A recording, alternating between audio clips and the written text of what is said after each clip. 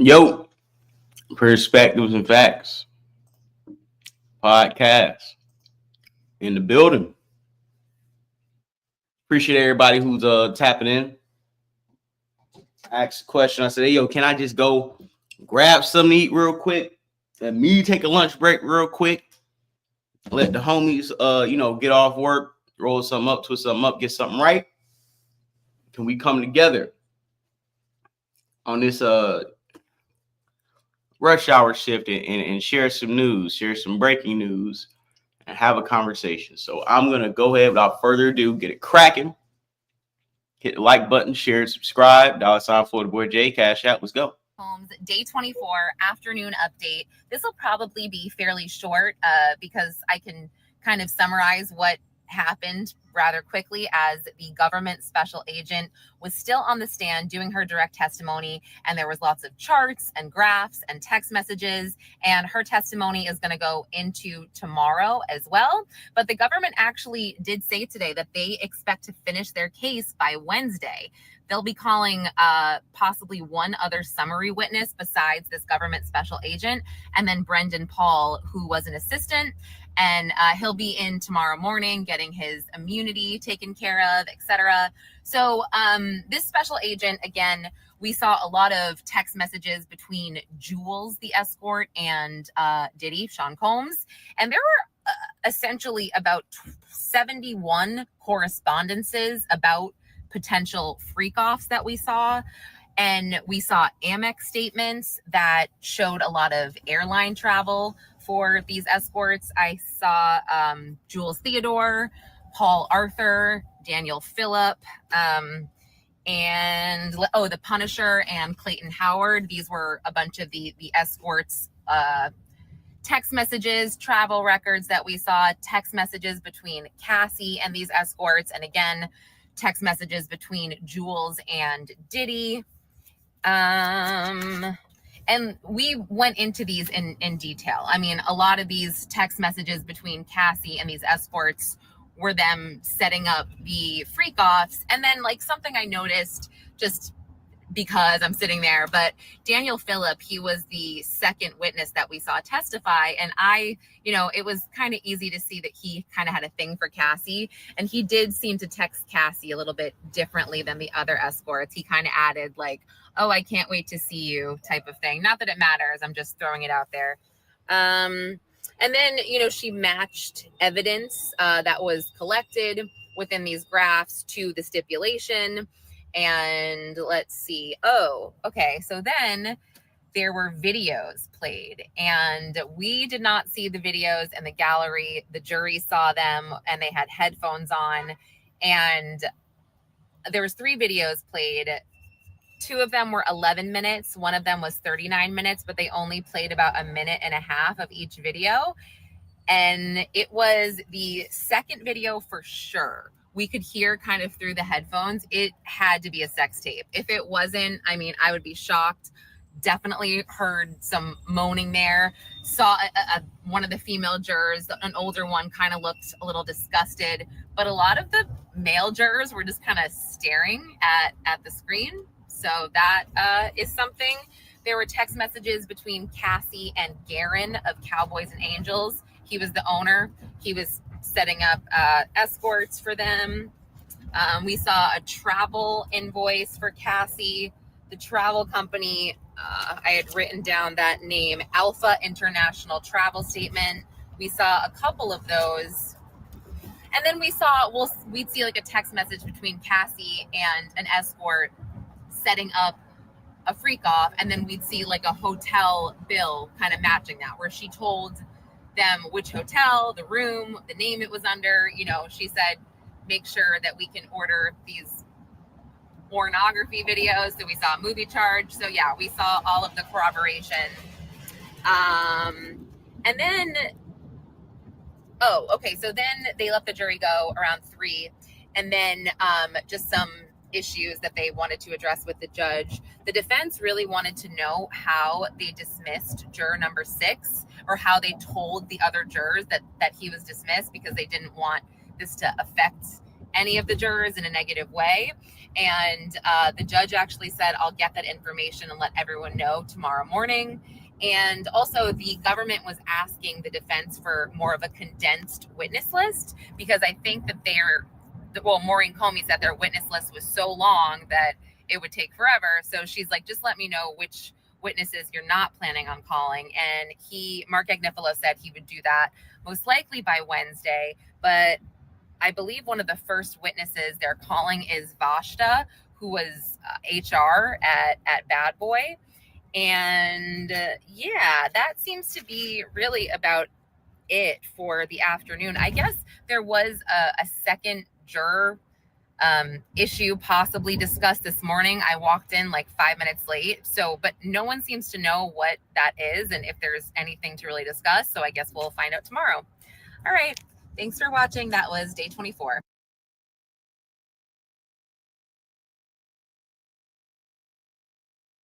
We just wrapped up day 24 of the Diddy trial, and it seems as if the jury likely just got their first glimpse of video of Cassie performing in a freak-off with an entertainer that was paid for and under the direction of Diddy. I am Joe Neerman, aka Good Logic. I am a New York attorney, and I practiced in this very courthouse. I come here every day to try and give you legal perspective as to how this case is proceeding, how well the state is doing, what type of strategy the defense is employing, how fairly the judge seems to be handling matters, and also to give you a vibe for the actual courtroom.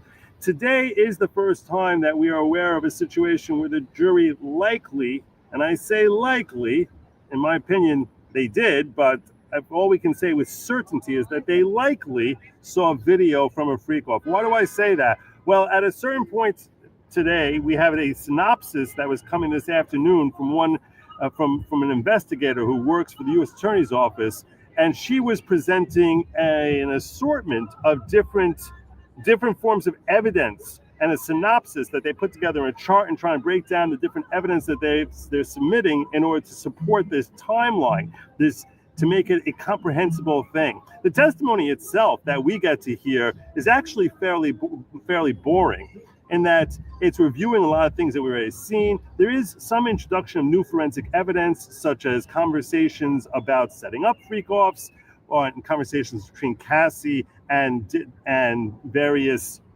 entertainers that are presented in the form of text messages, as well as flight logs and hotel reservations, to try and corroborate much of the testimony we've heard so far. But as far as introducing new information to the viewing audience, the alternative jury, the ones who have no vote here, but are watching this on a day-by-day basis, there was little new information here that seemed particularly poignant, but it does help corroborate much of the testimony that we previously heard. And then we have finally here the potential impact of the jury actually watching a freak-off and them actually seeing Cassie engage in one of these performances. There were 3 different videos that were introduced. The first 2 were each roughly 11 and a half minutes or so. The third one was 39 minutes long. The jury did not watch the entire video. We, in the viewing audience, got no sight of this, nor should we have, frankly. Not only did the only people who were able to see this as it was being shown to the jury was the judge, the witness, and the jury. Defense counsel and prosecution did not watch it while it was happening here, and we could not even hear audio because the jury was given headphones, as were warned by the witness and by the judge, in order so that we wouldn't hear audio from these videos. With them being so careful about it, so careful that they were worried that if they show the video to the counsel for defense and and the state, that we could see from the gallery, we would be able to see over their shoulders into the video that was being displayed. So they took the very unusual step of protecting her privacy, and in my opinion, the proper step of protecting Cassie's privacy by coming to terms with the defense beforehand that when they were showing these specific videos, that counsel would not watch it. They obviously had a chance to review it before the trial started, but counsel agreed not to be watching it while there was testimony going on, and in order to help prevent the gallery from being able to see over their shoulders as to the video that was being displayed. The jury did not watch all 60 minutes cumulative of these videos. It was really, they got like 3 to 5 minutes maximum, where there was just little segments that were shown to them during the course of testimony today. And with the steps that they took, like I said, we cannot know definitively what was being displayed in those videos. However, with the steps that they took and given the context of the conversation that was happening during the course of the testimony, it seems fairly safe to assume that that is the nature of the videos that they were watching. In the context of them talking about setting up the freak-offs and setting up arrangements to go to a hotel at a certain time, and the flight logs and the performers agreeing to come down and the hotel reservations. And here's 3 videos we want to show you. So given that context, it seems pretty safe to assume that that was the jury's first view of that type of evidence. Now, what was their reaction? I was not in the viewing room, so you're hearing this third hand. But what I can tell you is from people who were in the actual jury room, in the room with Diddy and the judge, and watching the jury, they said that the jury was, quote unquote, very professional. They didn't seem to be there was no facial reactions, no sighing or shaking of the head. That they played it very close to the vest as to what, if anything, they took away from seeing those videos. One person said that they could hear sounds of smacking or sucking that coming from the audio. They said when there's 25 people who are playing a video, that you can sort of get some sort of undertone, because the entire room is quiet, that you can get some little bits of audio. Again, I was not there. You're hearing this third hand, but that is the takeaway from those people who were sitting in the gallery of the actual courtroom where that took place. So that's what I got for you today. We're supposed to be back here. The defense, as far as the timeline for where things are working out here, we have a more definitive timeline. We had in that the state says they plan on wrapping up on Wednesday. They have one more witness that's coming tomorrow. After we haven't finished with this witness now. She's the woman's on the stand, the investigator from the U.S. Attorney's Office. She's supposed to wrap up with her direct and cross-examination tomorrow. We're supposed to have another witness, and then on Wednesday we're supposed to have our final witness who's going to give us a summary of this entire case. And as I said, these summaries can be important in the sense of making it easier for the jury in deliberation to wrap their heads around how this whole story unfolded and why they should or should not convict on a particular charge. And in the state's opinion, the state's the ones presenting the summary. Obviously, they're presenting their best foot forward as to why it is that he should be convicted of all of these charges. I'm Joe Neerman. If this is your type of deal, if you like getting breakdowns as to what's happening inside the courtroom, specifically with the Diddy trial, I urge you to make sure you like, share, subscribe, and hit that bell. Till next time, Godspeed. All right, we got somebody over here. Emily knows everything. Emily knows it. Salute Trevor Jackson in the building. Yeah, man. We are live. We had to come back with part 2. Had something get something to eat, man. I didn't know. I would have probably stayed live and just thugged it out for a little bit longer. If I knew like the minute I got off, niggas gonna start posting the updates. But here we got Emily knows everything. Found her this weekend too. Let's see what she got to say. Hold on. Oh, let me share the screen too. Let me see. Stop screen. Present. Prosecution trying to replace juror number 6 strictly comes down to a race issue. They're saying it's because he lived in 2 different locations, New Jersey and New York, but they're saying this is about race. When I was in the courtroom, I saw juror number 6, and he was the darkest juror on the entire jury. He was significantly darker skin tone than anybody else. And now today they replaced him with not another black man, but like the whitest dude possible, a white architect from Westchester County. Defense is not pleased. Big L today for Diddy's defense team. Diddy's defense team is not. All right, and she got a good point. We got let's see. Hey, we got Unc. Let's get Unc in the building. Issues concerning him living in the Bronx, having a driver's license, a New York driver's license. And I guess at the time of the jury selection process, he was living in the Bronx, but he's since moved over to Jersey to be with his baby daughter and her mother. I guess he spends some nights over there. I don't know the full story, but what I do know is that he was removed from the jury. I want to give a shout out to all of my white followers from the United States of America, from Europe, South America, all over the world. White people have supported my platform since 2018, when I first started my channel. White people have bought my merch, they bought my hoodies, my books, my shorts, my hats, my shirts, one-on-one mentorship calls. They came to my leadership and entrepreneurship and leadership conference in Miami. White people have supported my platform from the beginning and still continue to support, loan me money, full support. And I want to say to my white subscribers and my white followers, in no way what I'm going to talk about today do I make it a blanket statement and broad brush the whole white community, all the white people on the planet. Their first witness, which was the guy from Homeland Security. Judge Submaranian was very adamant, and he was very matter of fact, and he was determined and sure John Blaze in the building.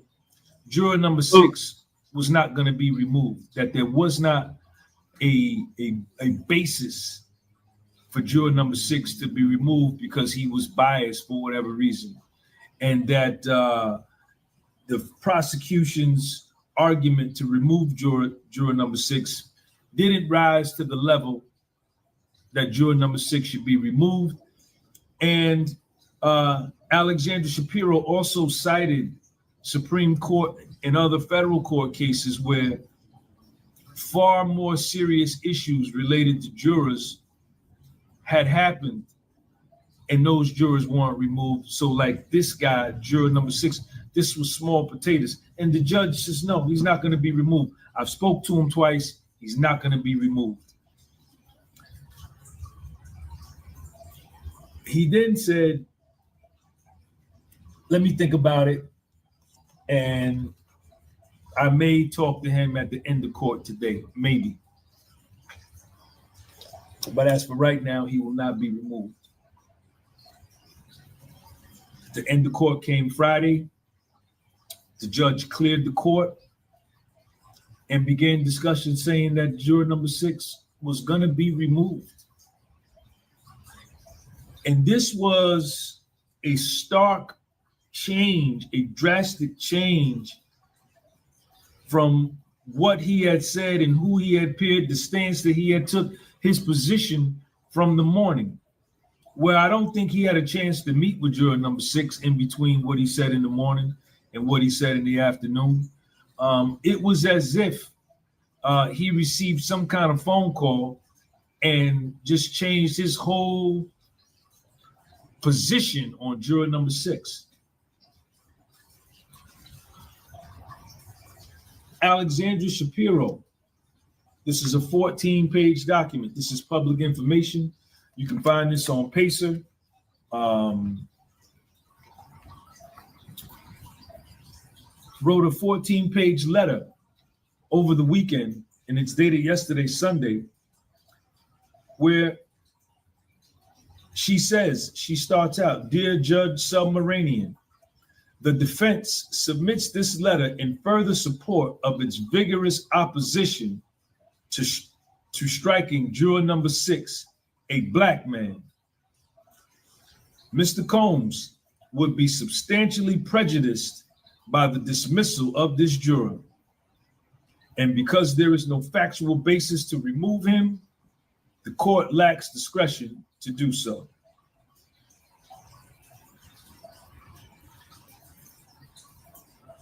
First, there is no question Mr. Combs would be severely prejudiced if the juror in question were removed and replaced by the first alternate.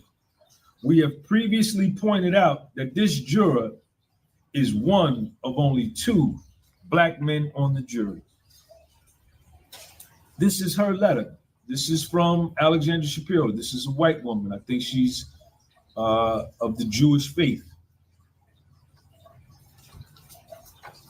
The federal prosecution team from the Southern District, New York, is made up of 6 white females. Emily Ann Johnson, Madison Reddick Smizer, Mary Christine Slavic, Meredith Foster, Mitzi Steiner, and Maureen Ryan Comey. 6 white females. There's, I think, 2 other members on the filter team, and they may have some supervisors there. All white females. Now, what Alexandra Shapiro also points out in her letter to the judge, and she mentions how he changed his mind from the morning to the evening, and she couldn't understand it either.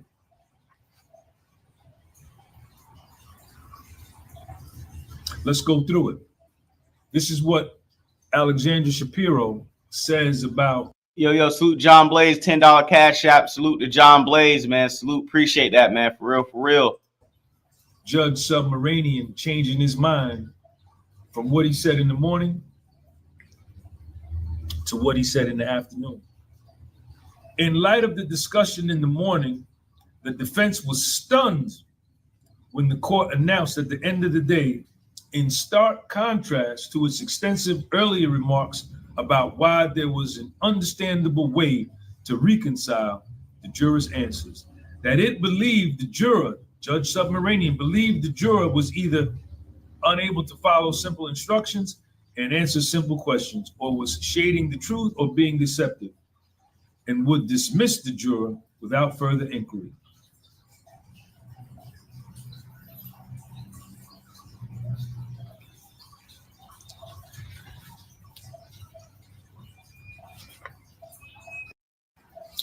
Now, this is key.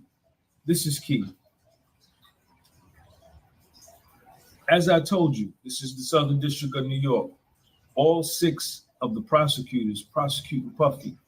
Puffy is a foundational Black American like me, meaning that we can trace at least one of our parents, we can trace back to slavery in this country. We are not immigrants. We didn't come here. We were already here. This case was brought by Damian Williams, who was the U.S. attorney of the Southern District of New York at that time, who was a Jamaican immigrant. He is not from here. He is from Jamaica. Shout out to all my Jamaicans. Kingston, Montego Bay, Ocho Rios, Dunn's River Falls, Spanish Town, Linstead, Emancipation Park. Y'all have been supporting me from the beginning too. This is in no way a diss to y'all. During the jury selection process, there's something that's called a voir dire.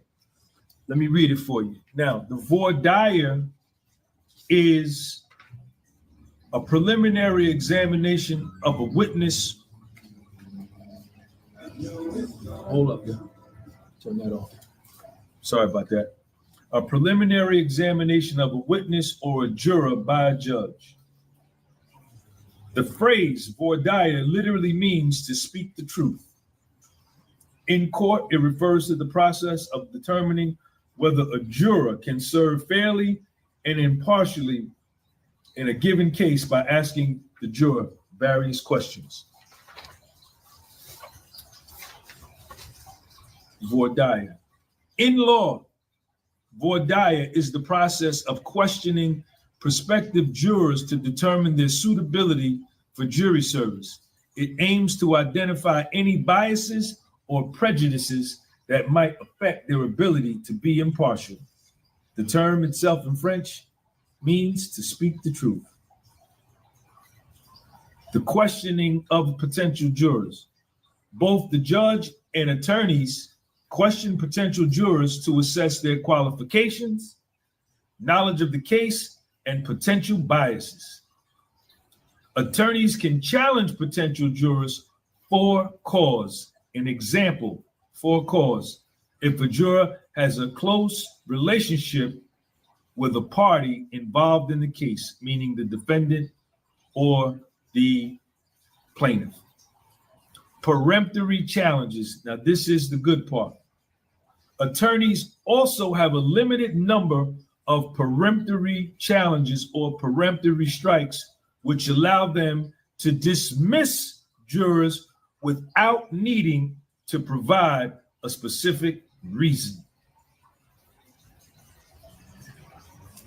In essence, voir dire is a process designed to ensure that the jury chosen to hear a case is fair and impartial, and that any potential biases or conflicts of interest are identified and addressed before the trial begins.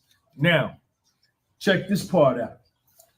In Alexandra's letter to the judge, which she also requests a mistrial if juror number 6 is removed.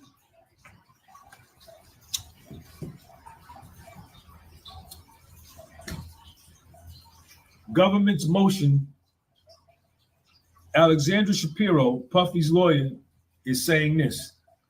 The prosecution's motion continues a pattern of overreach, suggesting a discriminatory motive in challenging juror number 6.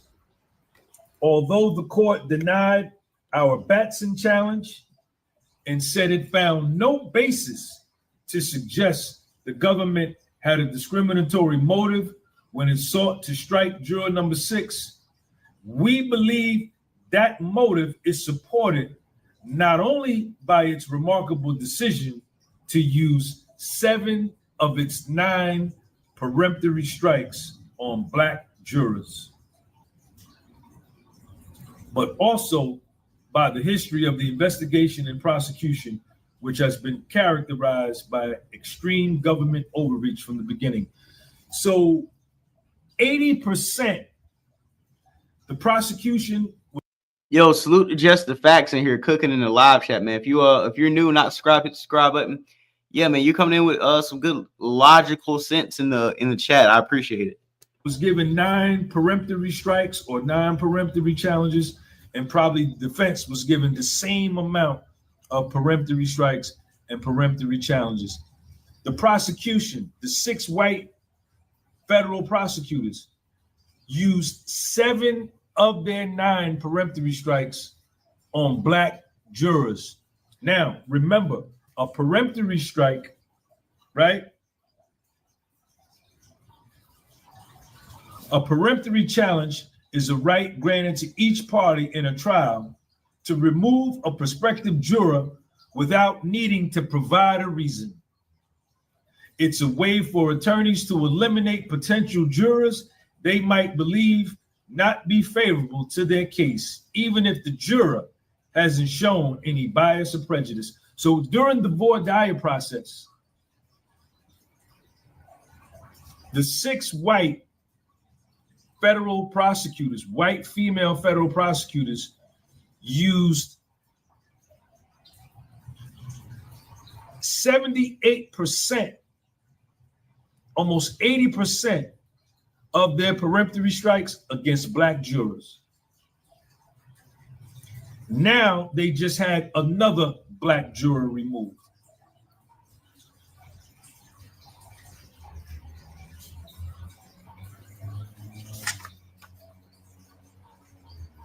Since 1989, revealed that Black Americans are 7 times more likely than white Americans to be falsely convicted of serious crimes. For starters, it is notable that Mr. Combs, one of the most successful and self-made Black men in America, and a person who was an icon, not just in the Black community, but in the music industry, the fashion industry, and otherwise. This is where I pause, and this is where I be feeling like him and Tessa are like polar opposites, where it's like, yo, they could go in there and be like, yo, Diddy stabbed a nigga in the face. And I feel like Sean, I'm gonna be honest today, right? When it comes down to Sean G, today when Diddy takes an L or when Diddy has a bad day, I feel like Sean G plays the black FBA card. They're trying to keep a black man down in the system card. And I see what he's doing. I'm just calling it how I see it. When Diddy have a bad day, it's all the black man's falsely accused. We got a band together. And I even know what he's saying, and he is stating certain historical facts. I feel like we can't use this black card on everything and on people who aren't deserving of it. And I'm not saying that there's not unfair things or shady things that are going on around this case. I'm not saying there's not, but by the land of the law, there's a lot of things that I feel like the the prosecution has already put forth that feels like it's solid enough proof. So I'm going to continue to play a little bit more Sean G, and I'm going to hop over to somebody else and I'll keep this thing going. Was indicted by the Southern District of New York's Civil Rights Unit. When the unit was established, former U.S. Attorney Damian Williams was quoted as saying, this was all by Damian Williams. All of this was part of a coordinated effort to try to destroy one of the most successful black men in American history. All of Mr. Combs' ventures are entirely legitimate, and the government has never suggested otherwise.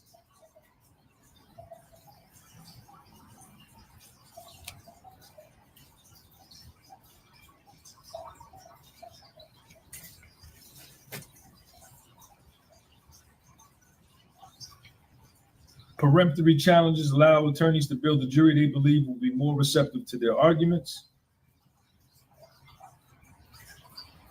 Unlike a challenge for cause, which requires a specific reason for exclusion, like bias or inability to serve, a peremptory challenge does not need justification. Attorneys use them to remove jurors based on intuition or beliefs about potential bias, even if those beliefs aren't easily articulated. We're going to break this up a little bit. I wanted to play a little bit of this Trap Laura Ross video about Diddy and some of the details about things he did back in the 90s, just to break up a little bit of the court case, because we're kind of getting a good synopsis on what happened today from the earlier stream and before. So before I get back to the updates, I'm just going to play a little bit of this real quick just to break up the Diddy news, so we don't have to hear somebody repeating and just reading off shit, right? All right. Harrell. Impressed by Diddy's energy and potential, Harrell offered him an internship at Uptown Records. While still a freshman in college, Diddy began working at Uptown, quickly making a mark with his relentless work ethic and eye for talent. And in no time, he was promoted to an A&R executive, responsible for discovering and nurturing new talent. By the age of 20, Diddy was already finding extraordinary success in the music industry, reportedly playing a pivotal role in developing the R&B quartet Jodeci, changing their clothing style from the glitchy glamour of 80s pop to the gritty world of hip-hop, leading the release of their 1991 hit album Forever My Lady, which would end up selling over 8 million copies worldwide. Diddy's career trajectory had been nothing short of amazing, rising from intern to A&R with a chart-topping record under his belt in just a few years' time. But just as quickly as he would gain access to the music industry, he would also begin to face controversies. His first one, in fact, being such a major tragedy that it could have, and perhaps should have, ended his career before it truly even started.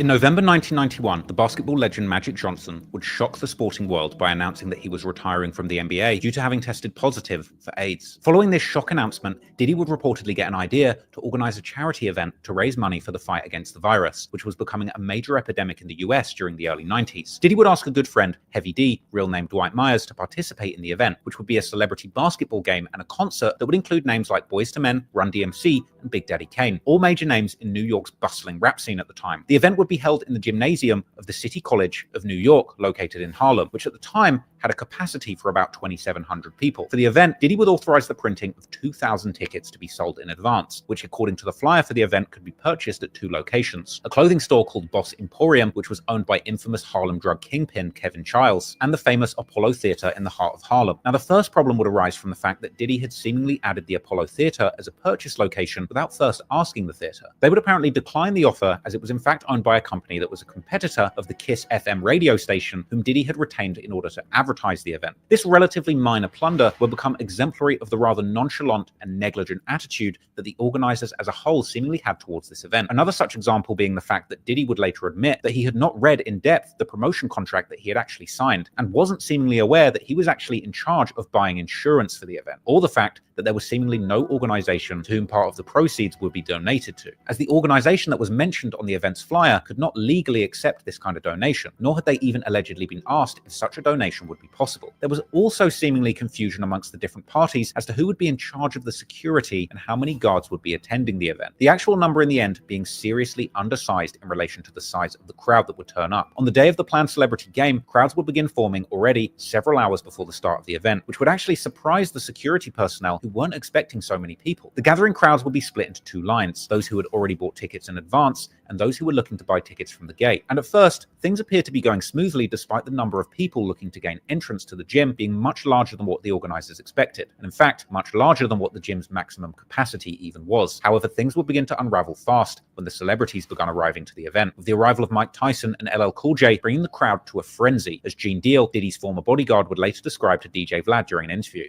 I did a walk around, so I walked around the top of the floor, went down the steps and went in the gym, and then came across the gym, and I seen that you can go up the steps and be right there at the front door. Everybody was coming in. You seen Dougie Fresh, Red Alert, they was on the mic.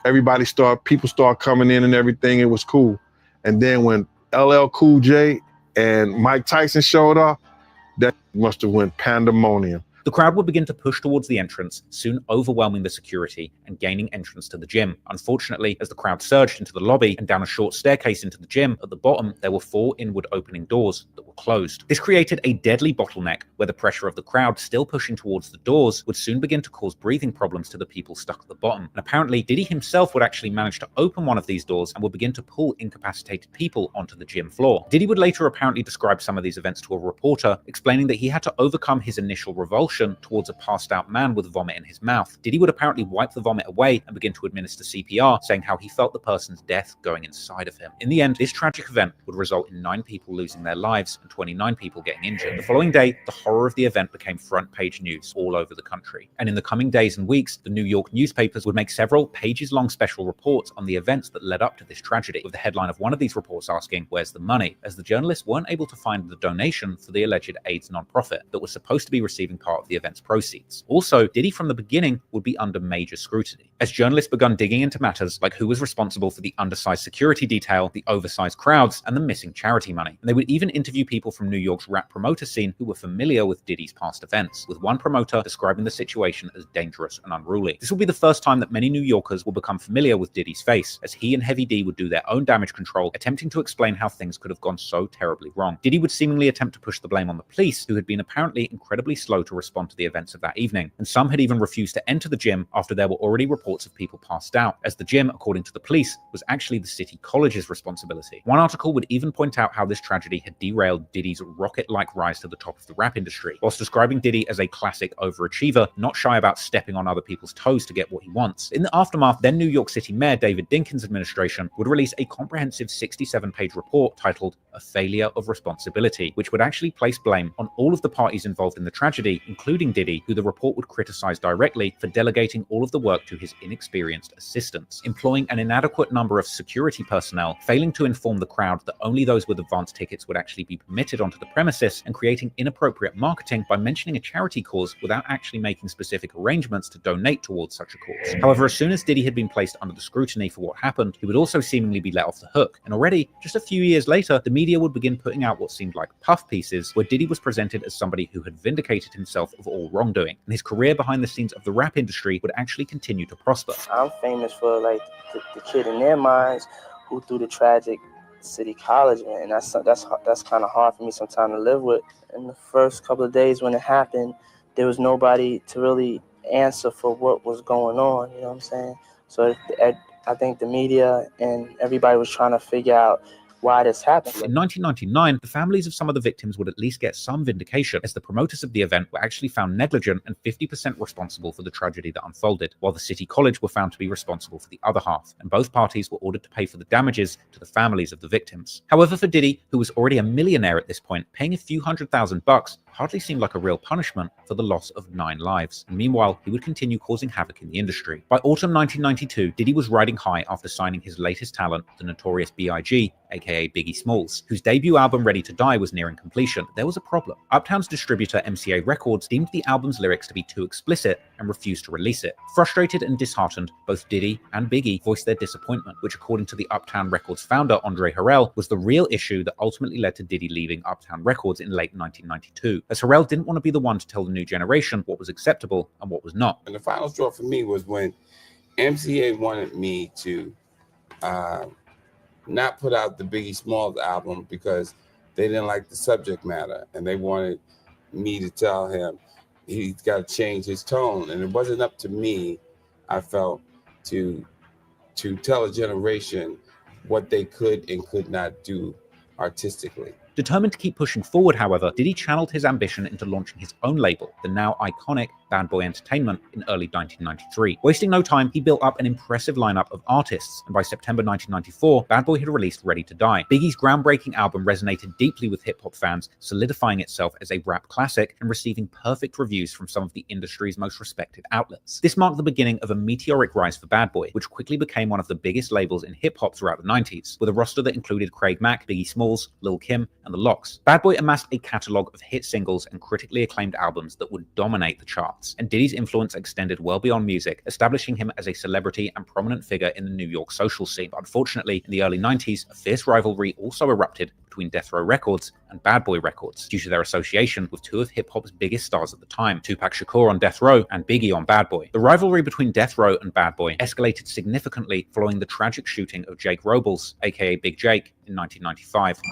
I'm just gonna kick a little something. Everybody want to know why people bang, why people kill, why people do this, sell dope, and you can't just look at the individuals, because you have to look at the environment that they're set in that creates these conditions for them to have to live and do the things that they do. And so we just kicking it like that. We ain't out here essing on our chest, but it's like everybody out here want to be a tough guy, killer, a gangster, you understand? But most of the killers and gangsters I know either got all day or dead. So everybody out here just living. So, we kicking it from that perspective. At one time they were friends, but ultimately after this, Diddy and Death Row co-founder Marion Suge Knight found themselves on opposite sides after Big Jake, Knight's friend and security guard, was killed outside an Atlanta nightclub following a confrontation with the Bad Boy entourage. The incident unfolded at the Platinum City Club, where both camps were celebrating musician Jermaine Dupri's birthday. Tensions apparently flared during that night, and later on, an argument erupted, turning the situation chaotic and ultimately leading to Big Jake being shot, with the assailant then fleeing the scene. This deepened the rift between the two record labels and intensified the atmosphere of hostility that would plague the hip-hop community in years to come. Big Jake would pass away weeks later at an Atlanta hospital, and Diddy would deny involvement in the shooting, which Suge Knight reportedly held him responsible for. Diddy's bodyguard, Anthony Wolf Jones, would be a person of interest in the case, with multiple witnesses, including an off-duty police officer, alleging to have seen him fire the shot that killed Robles. Wolf himself would actually be killed in 2003 following an altercation with BMF founder Big Meech. According to Trey D, a rapper from Snoop Dogg's G-Funk group, the East Siders, the murder of Robles was the last straw in the Death Row Bad Boy beef. Well, who got killed in Death Row? I mean, obviously Tupac. Well, Jake Robles got killed. Jake Robles? Yeah. Who was that? The one that got killed at the party in Atlanta. Oh, Suge's friend. Yeah. Aha. Yeah. Were you around during that time? Jake was a good dude, yeah. Jake was a good dude. So was that like Suge's like best friend, or? He was a good friend of him. He was a very good friend. You see them together often. And I think Suge trusted him a lot. Okay. In the Jake Robles incident, they actually showed, him getting killed, and then, Suge being there. And I guess Puffy was there at the club also, and Suge started blaming Puffy for the shooting. Was Jake getting killed? Was that like the straw that broke the camel's back in a way with Suge and that? Seemed to be. It seemed to be. I wasn't familiar with the details, but the party that he attended, it was a lot of industry people there. He was supposedly looking for Suge or waiting for Suge or something. And in the process, it was a flare up between the two camps. and he wound up dead. But as the 90s went on, Diddy would continue raising hell in the recording industry, and it would seem that no executives were off limits. 3 years later, on April the 16th, 1998, Diddy attacked music executive Steve Stout after Stout mistakenly sent MTV a controversial version of legendary New York rapper and Queens native Nas's Hate Me Now music video, which featured Diddy and depicted him as Jesus Christ being crucified. According to former Compton police officer who later became Death Row Records head of security, Reggie Wright Jr., Diddy consulted with his preacher that if he put out a video of him on the cross, the video would be his downfall. But the main thing that y'all know Steve Stout's for is he's the gentleman that Puffy got mad about the video when he was put on the cross, and how, you know, you go and film something, then I think he said he wanted to talk to his reverend or his preacher or his pastor or something like that, and he told him that won't be a good look for him, and he kind of predicted that you're going to have a downfall because of that, being on that cross. Maybe it's coming true in 2024. Furious that this part of the video had not been edited out, Diddy confronted Stout in his New York office, where he and 2 associates assaulted him with a phone. Diddy would state that he handled the situation poorly and later publicly apologized, with Stout dropping the charges. But it was rumored that Diddy actually paid $500,000 to Stout and was ordered to attend a 1-day anger management class. The cycle of Diddy being associated with chaos in the streets and in the boardroom was just beginning, however. As lives had already been lost in connection with Diddy's activities, from here, more innocent people would continue to be harmed as a result of Diddy's behavior, and the next incident would become one of the most high. We're going to pause that and we're going to throw it back to let's see if Tessa can stay focused today. Come on, Tessa. Come on, Tessa Tails. Let's see if you can stay focused. Let's not hop around. Let's just get it cracking, Tessa. Do you least amount of gets the least to leave with the police? That might have worked in state court. Going to go into the courts and perjure themselves for a man that has already faced life in prison, especially now that you got that obstruction charge, because that hidden phone that Diddy was trying to hide, and he was like, no, don't bring it into court. The feds just ruled 100%. I'm sorry, the judge just ruled 100% that the feds can use that hidden phone, and the feds can use that to prove obstruction of justice and to prove perjury. So that is coming in.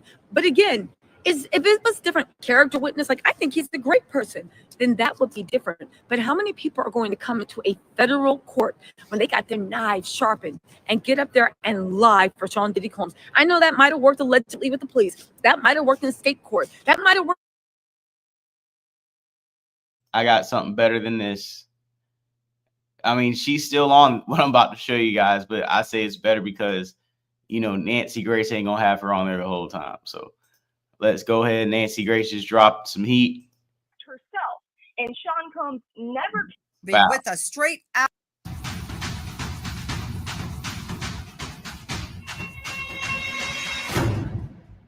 Good evening. I'm Nancy Grace. This is Crime Stories. I want to thank you for being with us straight out to the courthouse. Standing by, Tisa Tells, pop culture commentator and star of Tisa Tells on YouTube. Tisa, thank you for being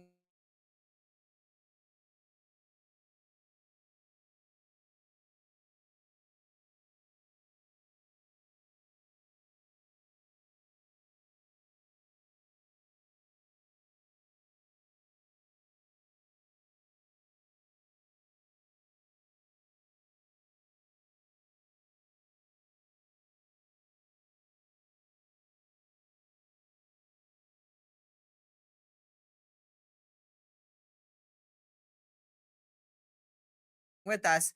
Tell me.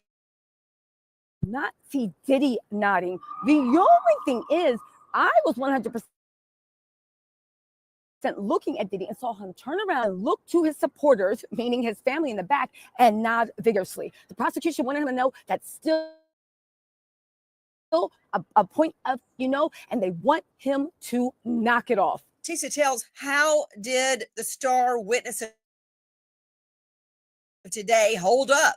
Nancy, star witness of today was the assault rifle with filed off serial numbers that had a magazine that held 60 round ammo. What is that? Well, Homeland Security was kind enough to explain. It is a type of ammo that actually pierces bullet witness. As much as Diddy's team tried again, it seemed like it was just casual of the security to have this gun around with no serial numbers. Listen, you cannot make Greenpoint ammunition seem as it's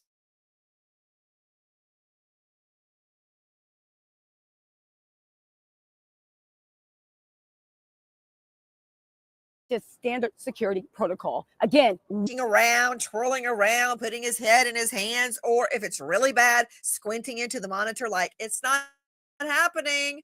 listen, you want to know how Sean Diddy Combs is reacting to testimony? Vigorously turning around and nodding her head.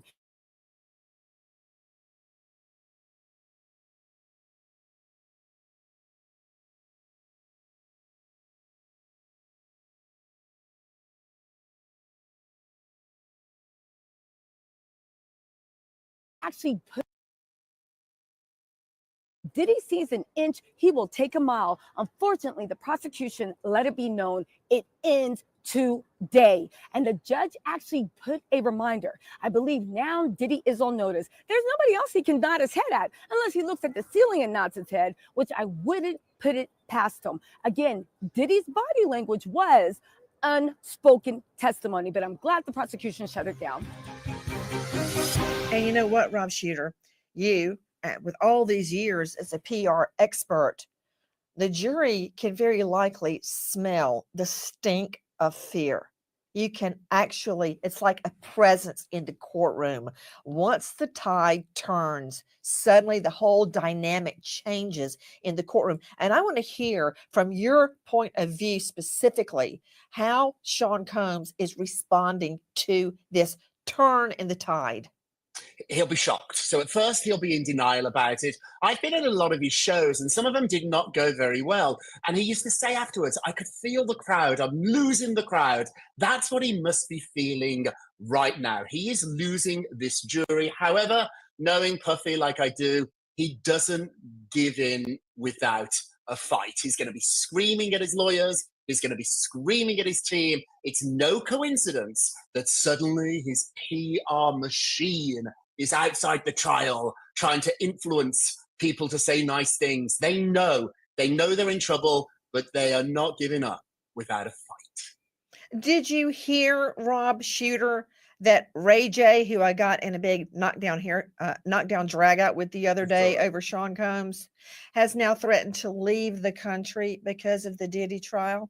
He should want to stay in the country because of the Diddy trial, because these women are being represented in court. They're being given a voice after years of abuse, but he wants to leave the country. Really? Absolutely. Him and Alec Baldwin? Absolutely. Bye.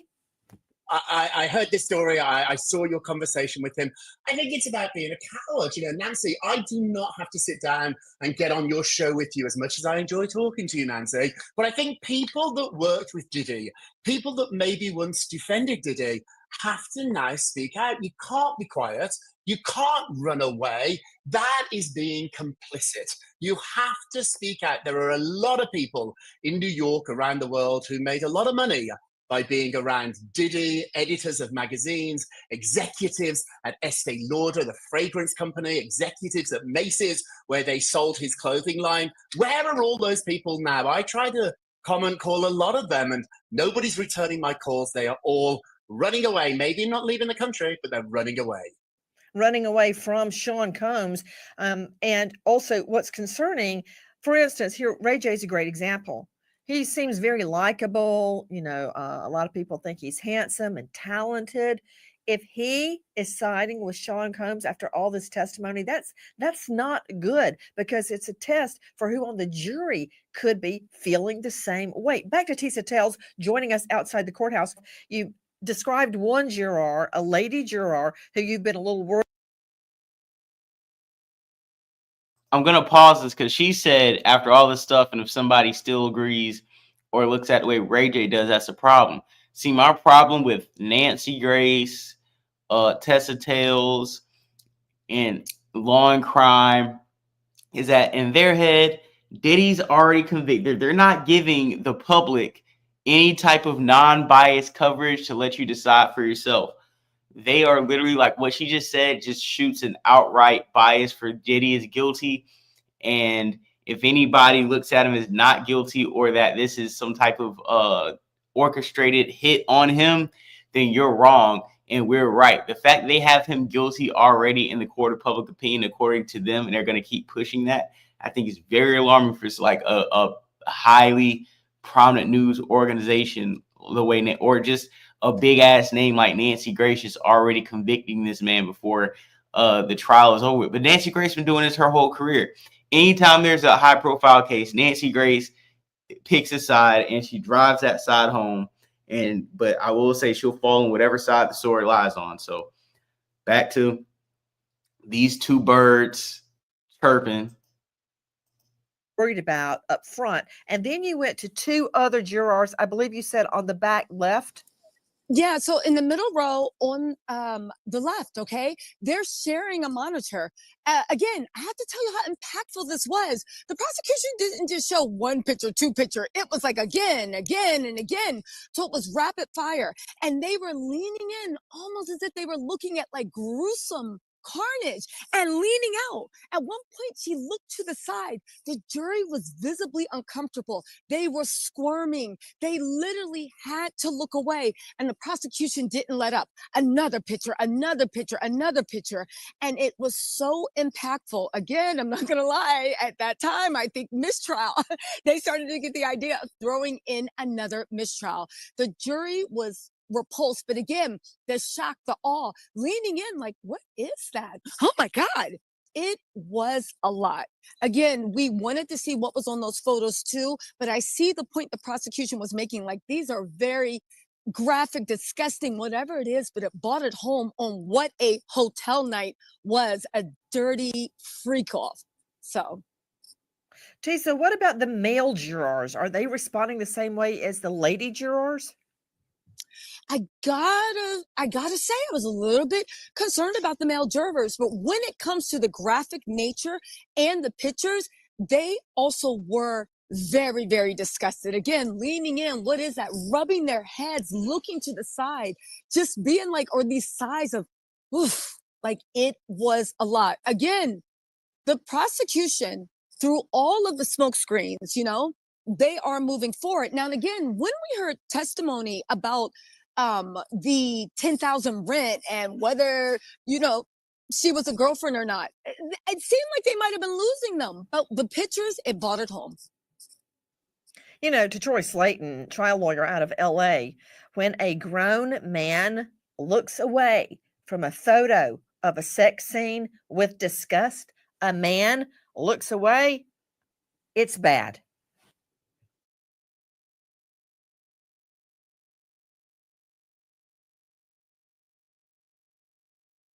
This is another reason why I play Tessa and Nancy last, because we listened to about 3 to 4 people speak on this case and speak on the jurors watching the video, and how most of them said that the men jurors looked at the thing in a blank face. All the male jurors, like none of the male jurors had any type of distinctive facial expression or look when that video was shown.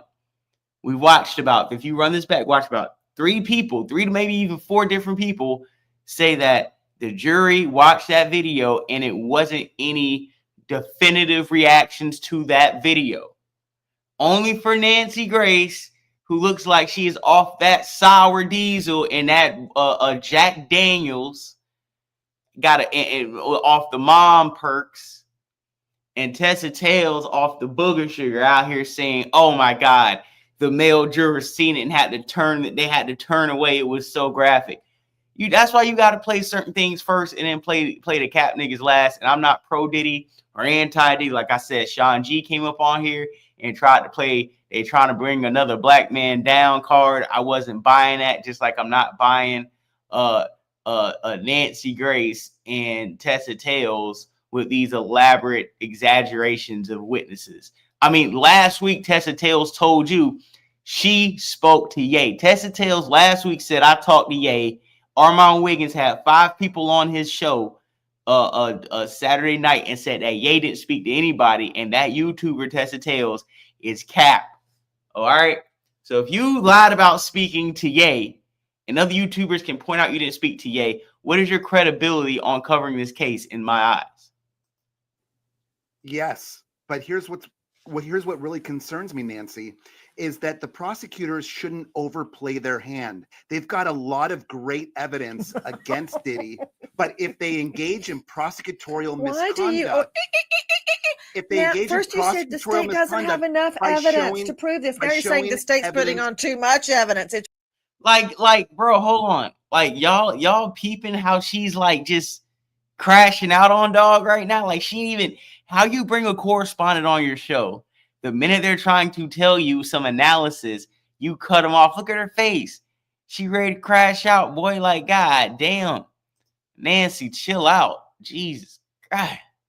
Hold on, man. Nancy tripping right now. I'm trying to figure out. Yeah, hold on.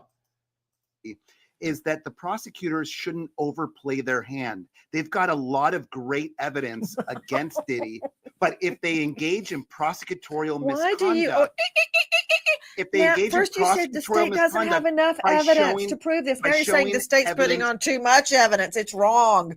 but what they can't use is one witness to say that Diddy is a liar again and again, unless he testifies. So the federal rules of evidence are very specific. That's all you've got Evidence to say, that Slayton. the defendant is For a grown liar men can only looking be brought away in. from a photo of a naked woman, they're disgusted, they're nauseated, they're grossed out, and you're talking.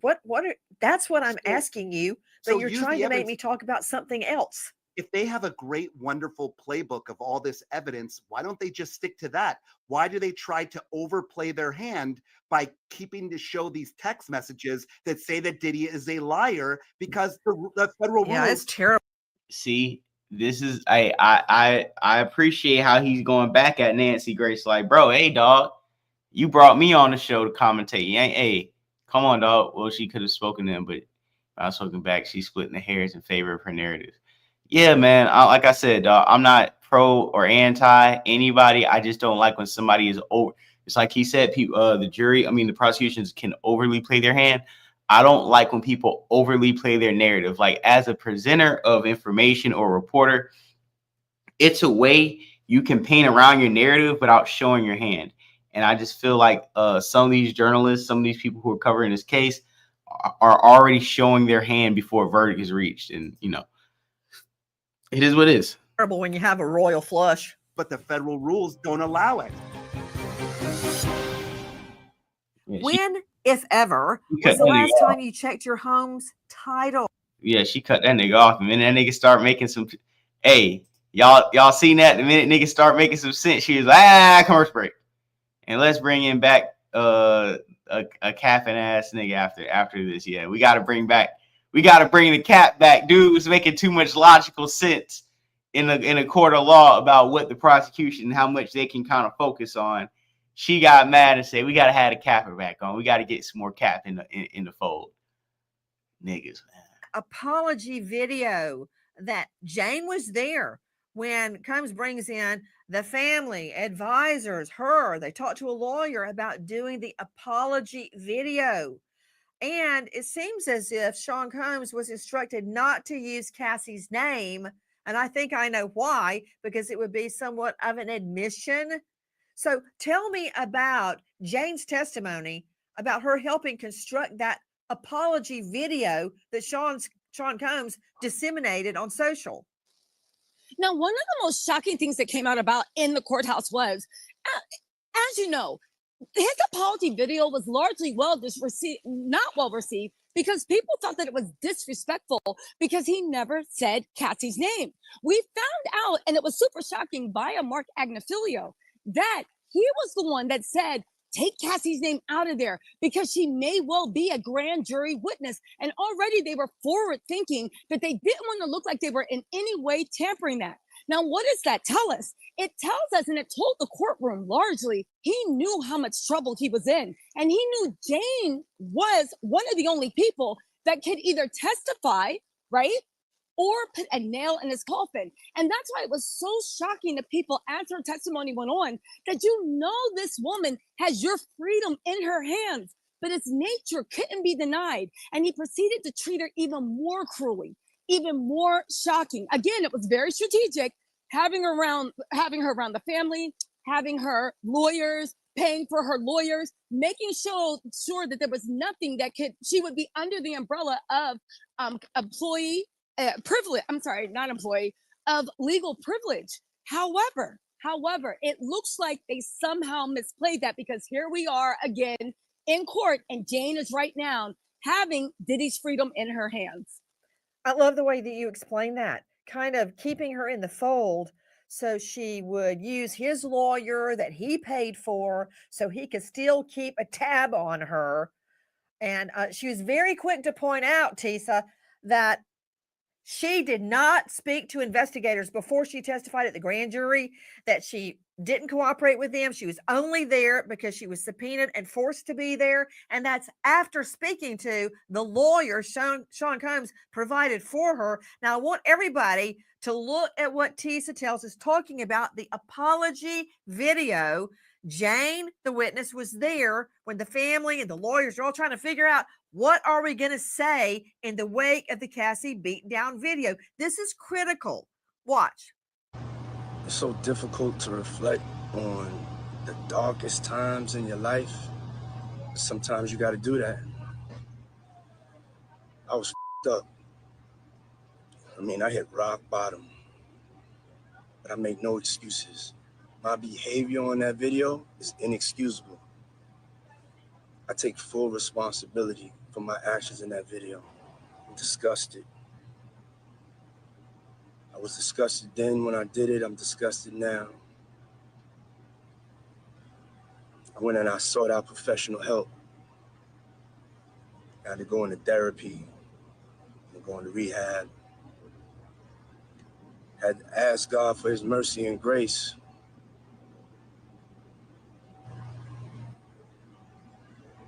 I'm so sorry.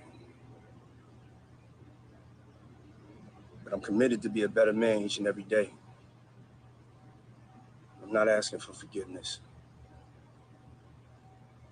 I'm truly sorry. I really don't even know what to say to that. That's from Diddy's official Instagram, except technical legal term BS. BS. Therapy, my rear end. Rehab, really? And then asking God to forgive him? Whoa. Tisa Tells, isn't it true, according to the witness who is under oath and would be committing perjury if she's lying, that after his apology video, he then goes on to beat Jane so badly that in one case he broke down the door, and she has video of that, and the jury saw it. Now, this is when he's trying to be a better man again. Objection. My rear end. That's a lie. Be a better man. He beat her to hell and back. Is that when he's a better man? Tore down the door again? Objection. My rear end. What happened in court when Jane Doe testified? We all knew the violence was coming, but nobody knew it was going to be a scene out of The Shining. To hear that little bunny rabbit talk about, yes, she threw a glass, yes, she threw a candle, and then she went on a chase through her house. She ran to the bedroom door, realizing quickly she made a mistake. She locked the door. He kicked in the door. Again, these are expensive, heavy doors. She even said it was so much to fix, she couldn't afford it, which, by the way, he gave her the money to fix these doors in cash in an unmarked brown paper bag, which seems to be the Diddy special. Let's see what the IRS has to say about this, But he kicked in one door, right? She ran to the bathroom. He kicked in the door to the bathroom. She ran to the closet, hiding, and was trying to kick in the door to the closet, kick the handle, kick the door. She did what she could. She feverishly changed into a dress she could run in. He kicked that in. She ran out the house barefoot, 6 blocks barefoot in a dark Southern California evening. You know how dark it gets in. And she hid for about 2 hours.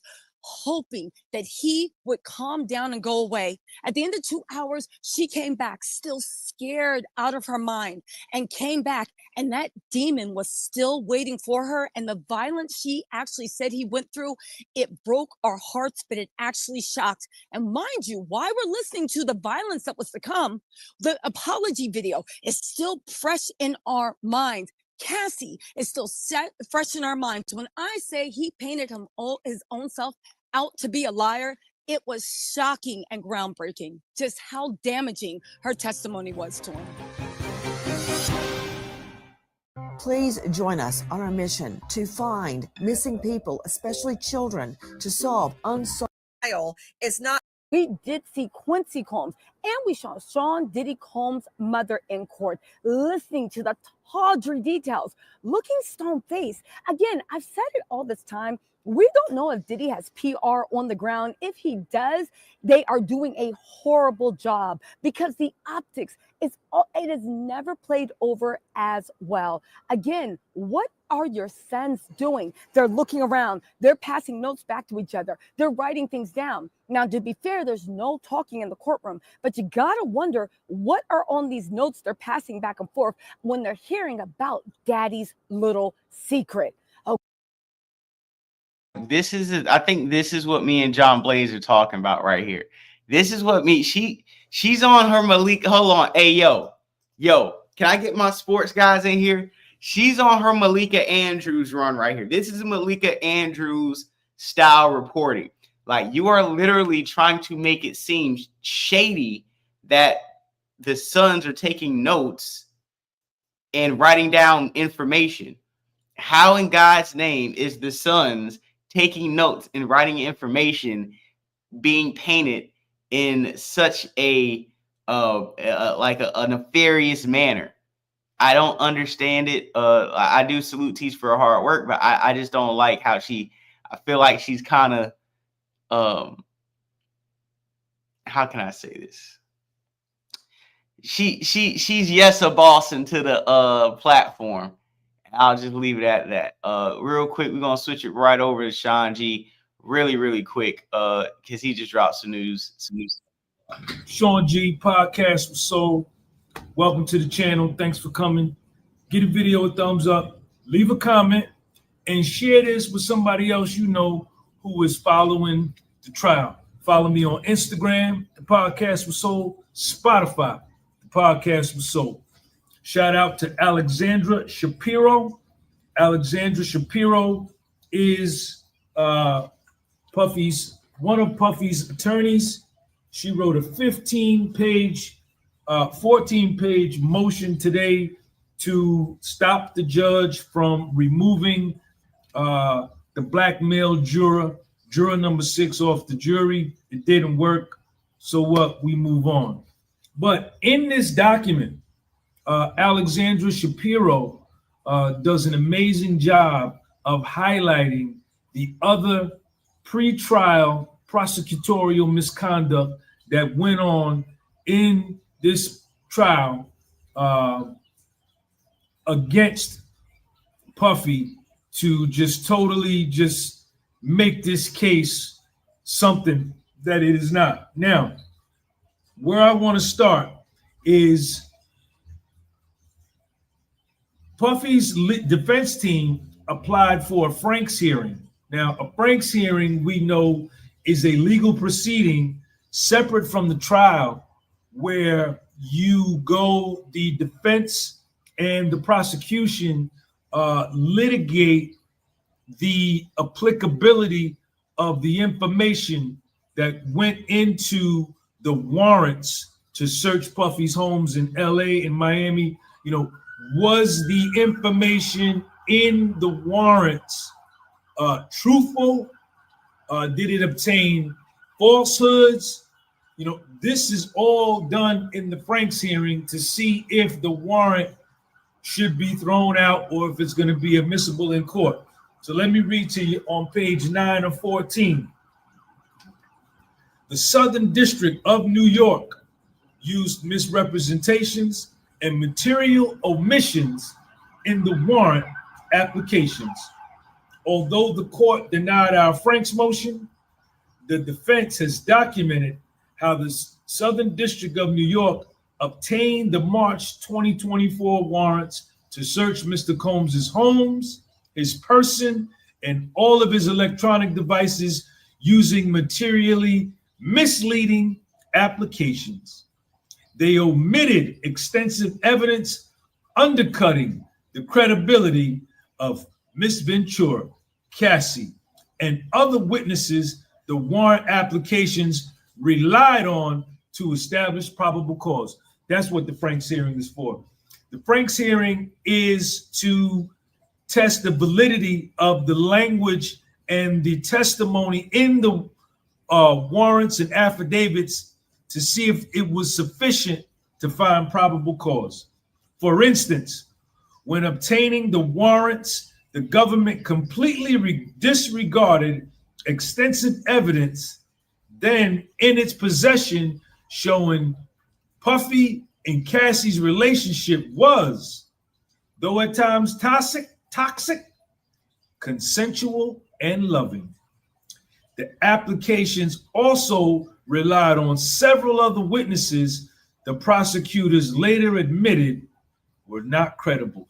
So the prosecution used other witnesses to obtain the search warrants, right? And once they got the search warrants, they said, we don't need them no more. They're not credible. But only after they got the search warrants. But in order to get the judge to sign off on the search warrants, they included these witnesses that they knew was no good. These witnesses were part of a feeding frenzy of grifters who were trying to extract money from Combs after the Cassie lawsuit became public. Yet, the prosecutors failed to disclose the financial motives of these witnesses and concealed exculpatory evidence that the government had in its possession when it sought the warrants. Check this part out. This part is dealing with who is victim number 3, who ain't even coming. This is the federal prosecutors. Cassie is victim number 1. She perjured herself, lied on the stand. Victim number 2 is Jane Doe. She, you understand, met with prosecutors 24 times, right? Was complicit, volunteered for her hotel nights. Cassie volunteered for the freak-offs, even set it up. Both of them set up. Cassie set up her freak-offs, and Jane Doe set up the hotel nights. Prosecutor to obtain the search warrants to search his property apparently has decided not to testify. Likewise, the government spent over 1 year claiming that Puffy's former girlfriend, Gina. Hey, beautiful soul. See, this is why we talking. I was hoping somebody, see, I didn't want to say that part yet because, you know, I ain't know if I was going to be the only person who knew that. But I think that was last week when you had to pull out the degrees on her ass. But you right, or last week, week after last. But yeah, you're right. Like, dog, she tried to line this man up with some BS, saying he was doing something, man. And like, I'm keeping it 1,000 with you, dog. It's certain people who they even want certain individuals who are covering the case out the way. And like I said, I'm not saying Diddy's guilty or innocent, but it just seems like the prosecution or the people that's like team, like Diddy's team guilty, they're doing a lot outside of letting the prosecution paint the narrative to try to win this case in and outside the courtroom. And I'm like, if it was such an open and shut case, the way the Diddy's guilty camp presents it to be, they wouldn't be doing all this weird stuff around it with the people who are covering it. So I just want to say that. And we're going to be coming back later on tonight. Also, I'm going to take another like hour and a half, 2 hour break. I want to cover the, I think it was Duchess Dior case, the girl who got her and her boyfriend, baby daddy, deleted. Well, he deleted her and then he deleted himself. I think I'm gonna cover that in a couple hours. So, but before we get into that, hold on, before we get into that, let me see.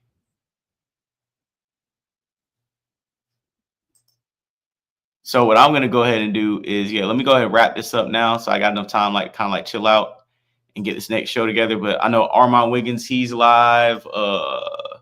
Was like Ratchet TV's live. There's a few people who are live right now. So if you fucking with him, if you try, jump in the chat, get your shit going on, have a good conversation. Thought Crimes, they live.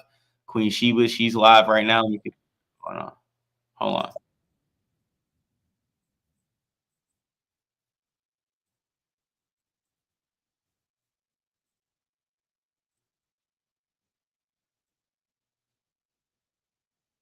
Yeah, I'm good. So I appreciate y'all hopping in. I got 80 people in here right now, man. Appreciate it. Like I said, I'm be coming back with that stream. It was the B-Dot's top 10 rappers list, 50 greatest diss songs. So we got like 3 to 5 topics we're gonna cover tonight. So like I said, man, I'm gonna catch you guys a couple hours, man. I'm gonna try to rest, get some more energy, rest up a little bit, and I'll be back around 9:30, 10 at the latest. Thank you guys for hopping in the stream, supporting your boy, Florida Boy Jay.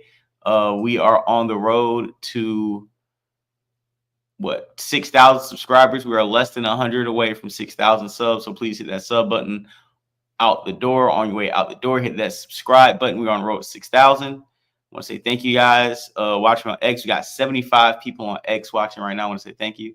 And see you guys later on tonight, man. Peace out.